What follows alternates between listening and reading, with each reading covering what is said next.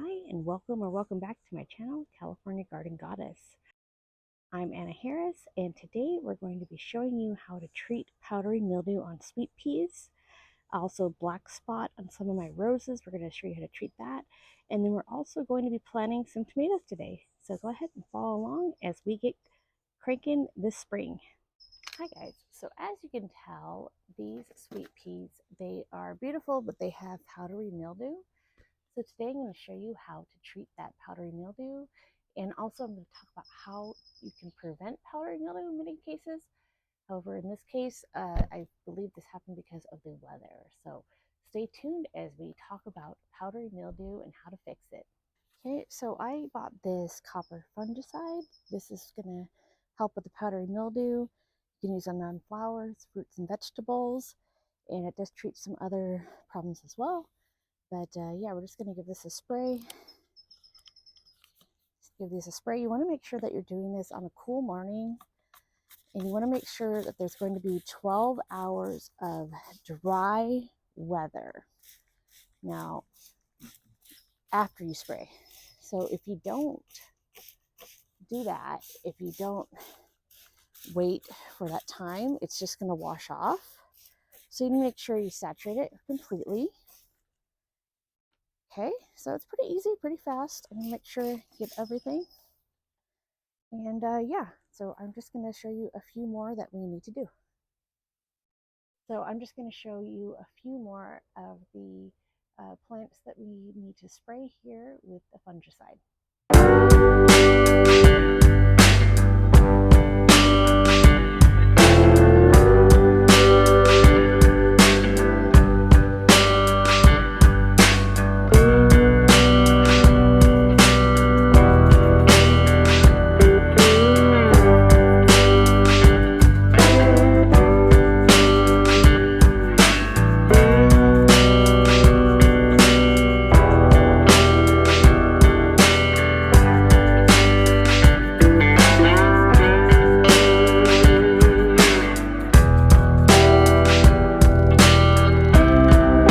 So now that we've sprayed for powdery mildew on the sweet peas, I'm going to plant some tomatoes on this trellis.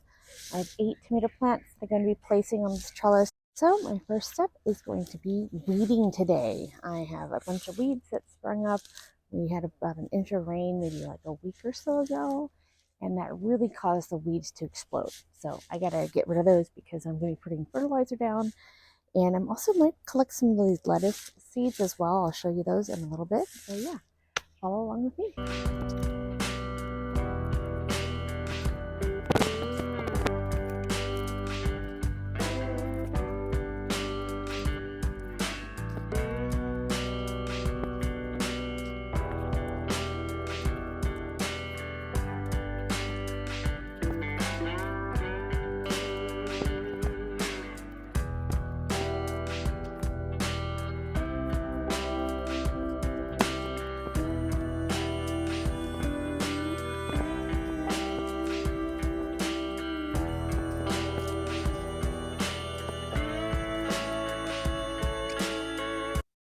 So this year I'm going to be planting tomatoes on a trellis for the first time. I'm excited to try it on this new netted trellis that I have. So I'm going to be planting these tomatoes in pairs.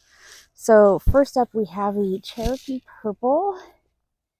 These look like they're going to be delicious. I have not tried them yet, so I'm excited to try this for the first time.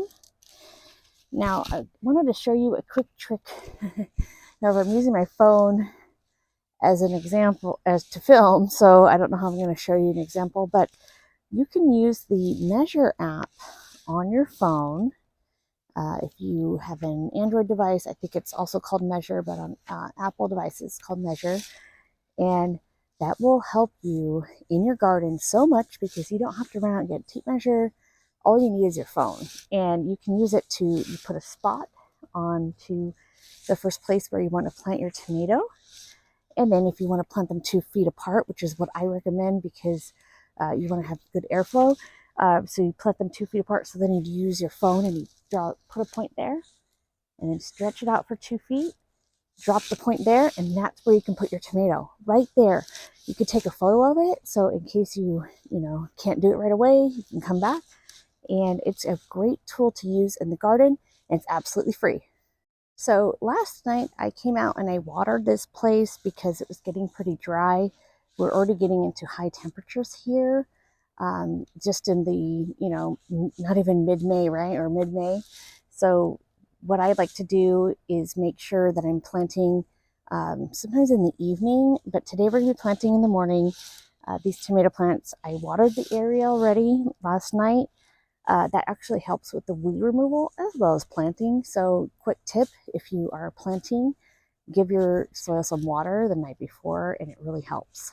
Okay, so the first rule of tomatoes is that you can plant them very deeply. And so what I'm going to do to these guys, these are the Cherokee Purple I'm starting off with first. I'm going to take all these little leaves that are little branches and leaves. I'm going to go ahead and pick all of those off.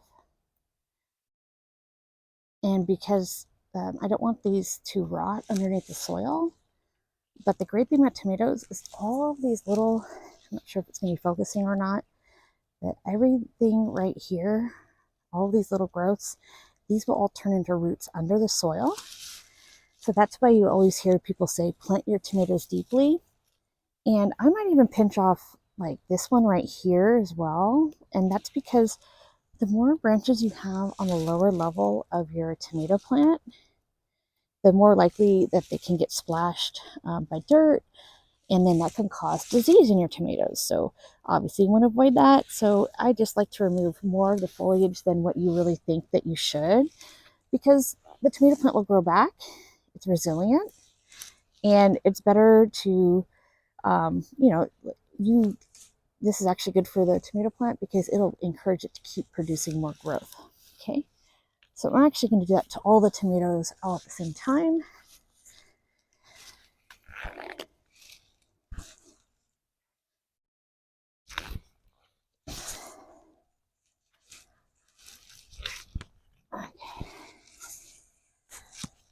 Okay, so these other tomatoes that I have the Valentine tomato. So this is a hybrid. Both of these are hybrids. Or sorry, of course it's the same tomato. So these are really supposed to be nice. I think they're supposed to be like aroma tomatoes, and you guys can actually see when I planted these plants. So we have the Carmelos too. Let's pick off that foliage. I should have kept it somewhere, but you can just toss it and leave it where you are if you're one of those people like me that's a little bit lazier with your gardening. Now, I didn't show myself planting this celebrity tomato. This was a gift from our friend. So, Trish, if you're watching, thank you so much for these tomatoes. These are the celebrity type. I did not have these seeds. And thank you so much for sending me these little seedlings. They came in the mail, and I'll pop up the company's information, but so far the tomatoes are really, really strong. And I gotta admit that the plants are a little bit stronger than the ones that I've grown from organically. So, just, hey, everybody, it's always good to have more tomatoes, right? So these next two tomatoes I'm planting are the Carmelo tomatoes. So if you watch my tomato planting video, those are my family's favorite. And I have not had one of these in a long time. So I'm excited to get these in the ground finally and get started with my Carmelo tomato adventure.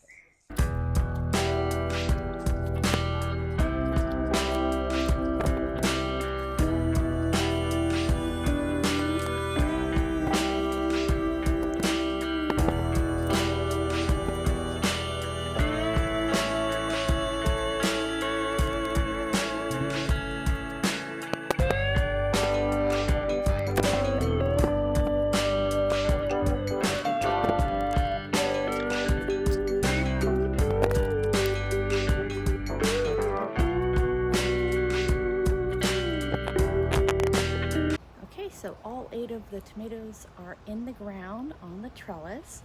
Now I'm going to do a couple of things that you may or may not want to do in your garden, but I I'm going to put fertilizer down first. Just kind of scratch it into the topsoil. I have 3 different kinds of fertilizer here that we can use. These are all tomato fertilizers, different kinds. Just use what you have. Buy stuff on sale, whatever works for you. Now we're also going to be adding, after I scratch in this tomato compost, or sorry, this tomato fertilizer, I'm going to be using my vermicompost. So you can see this is pretty rich stuff here. I didn't get out the big pieces, but that's okay. And this has really become my secret weapon in the garden because this stuff works really well. You can see a couple worms right here. But yeah, this stuff works so well at getting your plants to really thrive.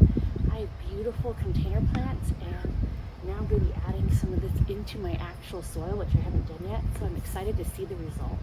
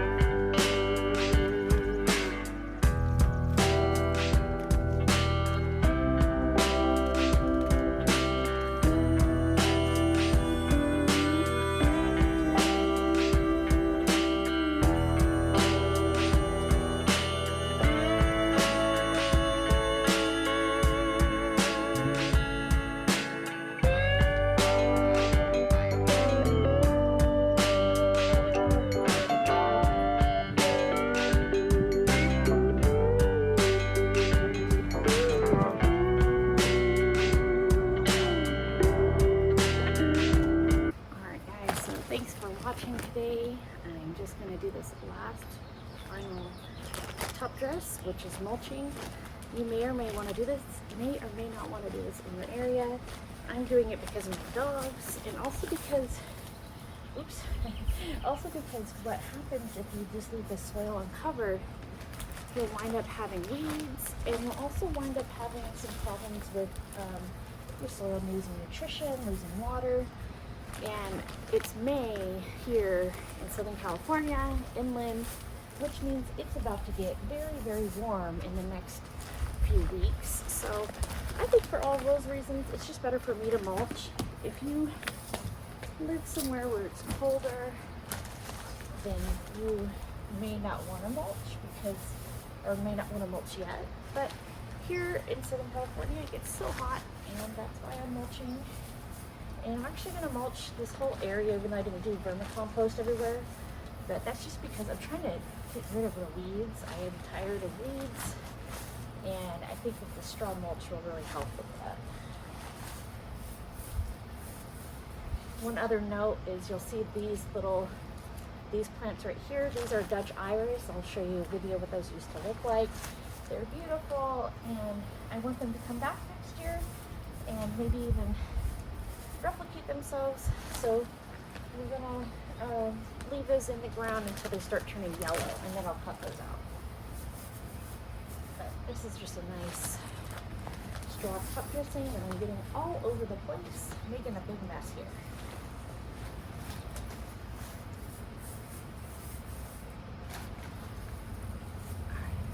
And then I'm gonna leave the base of each plant. You don't want to have the mulch too close to the base of the plant. You want it to be able to breathe. So just once you're done mulching, pull it back gently.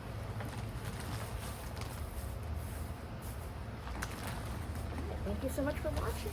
And if you haven't done so already, please subscribe and ring the bell to be notified of when I'm doing my gardening stuff. Thanks, and have a great day.